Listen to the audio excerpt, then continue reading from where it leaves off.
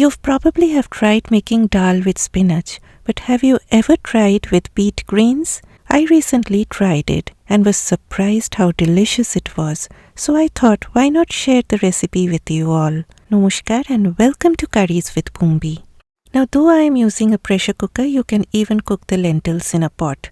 The only difference is that it will take more time to get cooked. I used yellow split peas as I love its nutty flavor. But you can even use red or yellow lentils or any lentils of your choice. Wash the lentils very well and add them directly to the cooker along with a roughly chopped medium-sized onion, a teaspoon of turmeric powder, a teaspoon of salt and 3 cups of hot water.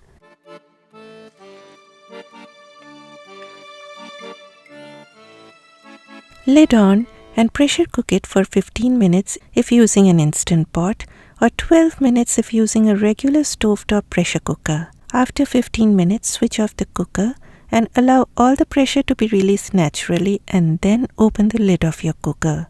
Next, I will be using my handy dandy wooden dal wand as I call it, but you can also use a whisk like this. Stir well and it should look smooth like this.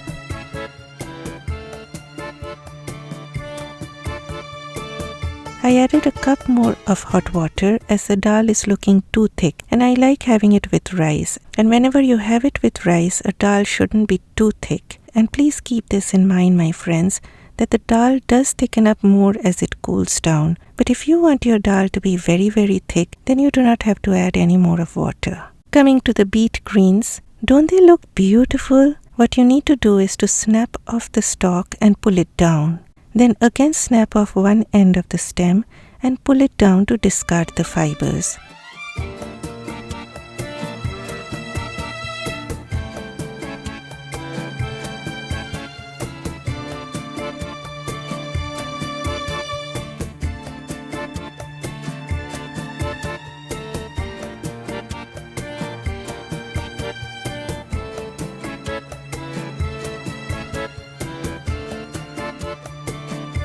Chop the stalk into small pieces and keep them separately.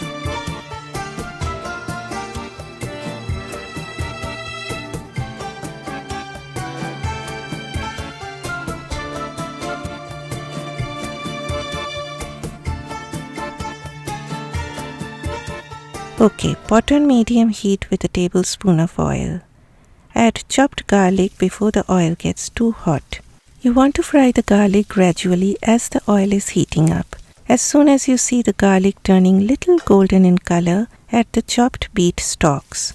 The stalks take a little longer time to cook than the leaves, so always add them first. Stir on medium-high heat for a few minutes. Cover for about 3 to 4 minutes on medium heat. Next, the chopped leaves tumble down. Stir everything on high heat for about 5 to 6 minutes or until the leaves wilt down.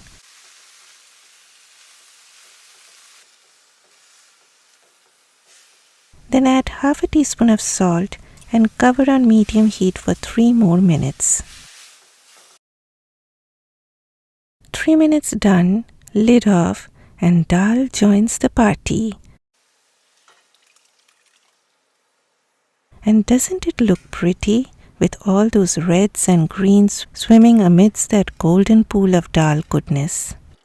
I also like adding a few pieces of tomatoes and I like them to be chunky like this. Allow the dal to come up to a boil. Do a taste test at this point and adjust the seasonings. I felt it needs a little more salt. Once the dal comes up to a boil, simmer it on low heat and go to the next step, that is preparing the tarka. Tarka is tempering whole spices in hot oil and then adding it to the dal. I start heating the oil on medium heat. I do not wait for the oil to be too hot. When it's just warm, I added half a teaspoon of black mustard seeds and half a teaspoon of cumin seeds. You have to allow the seeds to splutter in order to release that flavor. If you add the seeds in very hot oil, then the seeds will splutter immediately, and though it will be less of a wait time for you, but there are chances that the seeds may burn in the wink of an eye, and that will be a disaster because if the seeds get burnt, the whole dish will taste bitter. So best is adding the seeds when the oil is just warm. In that way you will have more control over the seeds. As soon as you see the seeds starting to dance around, add 2 dried red chilies, stir for a second and immediately heat off, and the tarka sizzles and bubbles down on the pool of golden deliciousness.